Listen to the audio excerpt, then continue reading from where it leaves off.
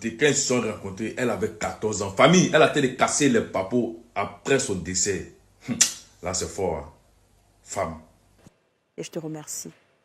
De rien. Merci d'avoir accepté de partager cela avec nous. Yeah. Comment est-ce que tu as rencontré Cheikh? Et je l'ai rencontré à Treichville plus précisément, dans mon quartier. Moi, j'habitais à Treichville et lui, il venait voir ses amis. Il jouait aux jeux vidéo avant. Et donc, vu sa timidité, il a envoyé un grand à moi.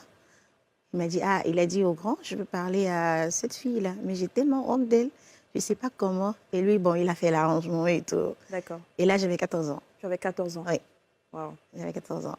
Et après, comment est-ce que tout a commencé? Et après, tout a commencé comme une relation, bon, disons, à des adolescents. Ouais. Parce que là, moi, j'étais en 5e et tout. Et quand il m'accompagnait, parfois, il m'accompagnait à l'école. Et les gens pensaient que c'était mon grand frère, vu qu'il était super grand. Et moi, j'étais toute petite en bas et tout ça. Donc, c'était une relation, disons, teenager. Teenager. Voilà. Est-ce que tu rêvais d'une vie avec un footballeur? Pas du tout. Non. Mais tu as tout laissé quand même pour l'accompagner partout où il partait? Oui. Oui. J'ai tout laissé. J'avais à peine 18 ans. Ouais.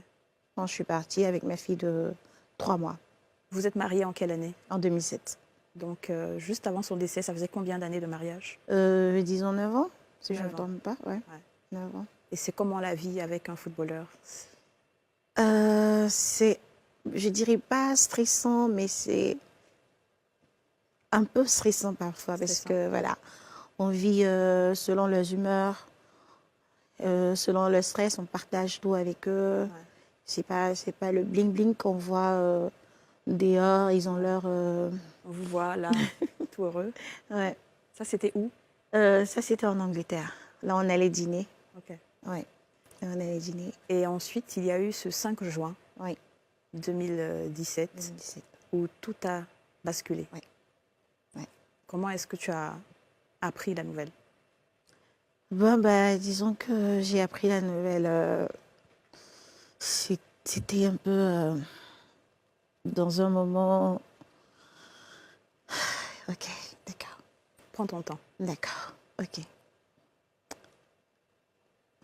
D'abord, je vais au boulot, vu que j'avais un atelier de couture à Treichville.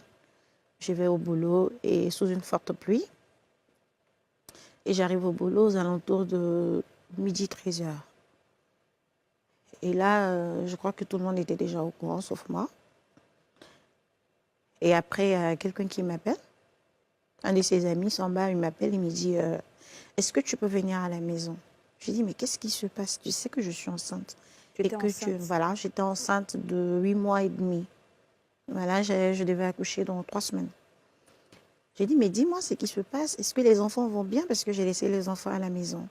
Il m'a dit, les enfants vont très bien, mais il faut que tu rentres à la maison. J'ai dit, d'accord, mais là, il pleut. Vu que j'avais un chauffeur, le chauffeur, il savait. Moi, je ne savais pas. Et vu que moi, j'étais assise derrière, la pluie était tellement forte ce jour-là qu'on arrivait à peine à voir la route et tout ça. Donc, je me disais, vu qu'il aimait me faire des surprises parfois, il vient sans prévenir. Il m'avait dit qu'il allait venir me voir quand même. Il m'a dit, je vais venir te voir, tu vas voir. J'ai dit, je t'attends. Et moi, pour moi, c'était ça. Quand Samba m'a appelé, et étant dans la voiture, j'étais en train de refaire mon make-up et tout ça. Parce que pour moi, c'est... Il était là, il t'attendait. Voilà, c'est lui qui est arrivé, comme il aime bien me faire des surprises, parce que je l'ai appelé de toutes les journées, ça sonnait dans le vide. J'ai laissé des messages et tout ça. Donc pour moi, c'était une surprise qu'il me faisait et tout ça. Je suis arrivée à la maison, j'ai vu mes sœurs, ma mère et son oncle.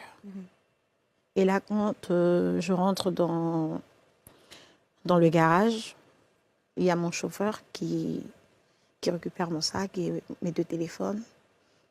J'ai dit, mais qu'est-ce qui se passe? Non, vas-y, va t'asseoir dans le salon et tout ça. Ils n'arrivaient pas à me donner l'information et tout ça. Et donc, je leur demande, je leur dis, qu'est-ce qui est arrivé? D'abord, on me dit qu'il est blessé. Mais il est blessé, pourquoi je ne peux pas lui parler? Et là, moi, je continue à lui laisser des messages et tout ça. Je lui ai laissé les messages et comme j'ai tendance à lui dire ta grosse tête, si tu ne m'appelles pas, je me fâchais avec toi. Et tout. Je lui ai laissé plein de messages dans la voiture et tout. Et entre-temps, les gens essayaient de m'appeler et tout. Mais je n'avais pas le téléphone en main et tout ça. Et je suis là. La famille arrive, je vois tout le monde. Je vois la maison se remplit, je ne comprends rien. Mais j'étais loin, très loin de m'imaginer ce drame-là. Ouais. C'était vraiment l'inimaginable, au fait. Ouais. Et dès que je vois l'imam qui rentre, je suis assise dans le canapé avec ma mère et ma soeur. L'imam, dès que l'imam y commence, tout de suite, je comprends. Ouais. Tout de suite, je comprends. Il fallait l'imam pour que tu comprennes. Voilà. Tu n'as rien dit. Quand je vois l'imam, je dis... l'imam commence à me booster côté foi, pour que je prenne tout avec la foi. Et là, je ne me rendais pas compte, jusqu'à ce que ma mère m'enlève mes boucles d'oreilles. Et ce moment-là, je me suis rendu compte que vraiment, il s'est passé quelque chose. Ouais. Tu étais veuve en ce moment-là. Là, je deviens une veuve. Je dit, mais c'est pas possible. J'ai parlé avec mon mari. Ouais. Il allait très bien. Il allait manger quand je parlais avec lui. Il allait prendre son... Et là, il avait l'habitude de me réveiller à 5 h du matin pour me dire qu'il est l'heure de faire la prière. Il faut que tu te réveilles. Et une fois, je lui ai dit, si tu n'arrêtes pas, tu vas me donner une crise cardiaque parce que le téléphone, il sonne fort. Il dit, ah, tu aimes trop dormir, vas-y. Et tout. Et quand tu apprends que finalement, voilà, tu es veuve, qu'est-ce que tu fais sur le champ après que les imams te parlent? Après les imams, à vrai dire, je ne sais plus ce qui s'est passé parce que je ne sais pas, peut-être que je dors, mais je me dis peut-être que je suis endormie, et que je dois me réveiller. Qu'est-ce qui se passe? Ça ne peut pas être lui. C'est ça. Voilà. Automatiquement, je me dis, ça ne peut pas être lui. C'est pas possible. Que Dieu me pardonne, mais je m'imaginais loin de là. Ouais. J'ai demandé, c'est ma mère, c'est mon père qui est décédé. Mais je n'imaginais pas parce que... Il n'avait rien. Il n'avait rien. Il a joué même le week-end. Ouais. Il a eu un match le week-end. Donc, disons que le jour où il est décédé, je crois que c'était juste un décret, un truc comme ça qu'il devait faire. Ouais. Voilà. Et les enfants, vous avez combien d'enfants? 3 enfants. Comment tu as annoncé la nouvelle aux enfants? Mon fils, il est venu. Il m'a dit, maman... Il m'a dit, maman, qu'est-ce qui se passe? J'ai dit, bah, t'as les yeux tout rouges et tout ça. J'ai dit, non, j'ai de la poussière dans les yeux. Parce qu'il était tout petit. On ne peut pas l'expliquer que voilà, quoi. Il était tout petit et tout ça. Mais avec la plus grande... elle, on l'a expliqué, mais elle est plus attachée à son père. Ouais. Elle est très attachée à son père. Et elle, jusque-là, je ne l'ai jamais vue pleurer. Parce qu'elle me voit triste. Donc, disons que c'est elle qui me console. C'est elle qui te console. Ouais. Et après, est-ce que tu as essayé de voir un psychologue pour te faire accompagner? Oui. Oui.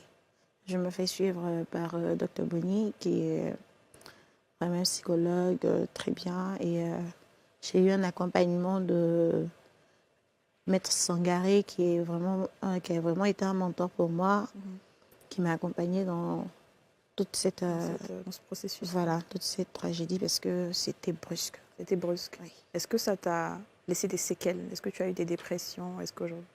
Je dirais oui. Oui, parce que jusqu'à présent, j'arrive pas à... J'ai tendance à oublier qu'il n'est plus là, en fait. Ouais. Ouais. J'ai tendance à oublier qu'il n'est plus là. Parce que j'avais demandé une doléance, je voulais le voir. Ouais. Pour me rendre compte que vraiment, il est couché, il n'est plus là et tout ça. Mais vu mon état, mon oncle est venu me voir, il m'a dit non, c'est pas bon pour toi et tout ça. Mais non, je voulais... jamais vu. Non, je voulais le voir. Ouais.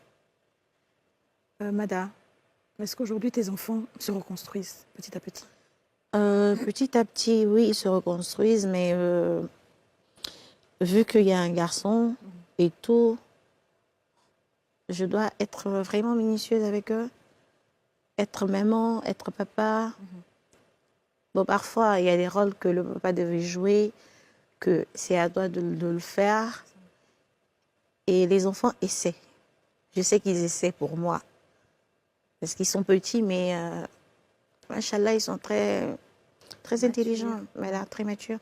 Ils savent que si on est dans cet état, maman sera vraiment... On sera triste. Voilà, elle sera triste. Et même quand je suis à la maison, que je ne parle à personne, ils m'entourent. Maman, qu'est-ce qu'il y a et tout. On va sur un film, on te fait des pop-corn et tout ça. J'ai dit non, ça va, je suis un peu fatiguée et tout ça. Merci, Mada, pour ce bel hommage à ton mari. Comment tu te sens après avoir parlé avec moi?